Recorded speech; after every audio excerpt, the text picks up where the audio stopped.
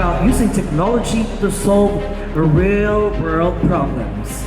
He started ITBS in 2010 with a vision of creating a Filipino company that could compete the world's best in the field of technology. Under his leadership, ITBS has grown to become one of the leading IT companies in the Philippines with a wide range of clients in both the public and private sectors. This concept represents the collaboration between artificial intelligence and human creativity, which has the power to shape and to reshape our society. Let us embrace the immense potential of the AI Nexus, collaborate and build a world that transcends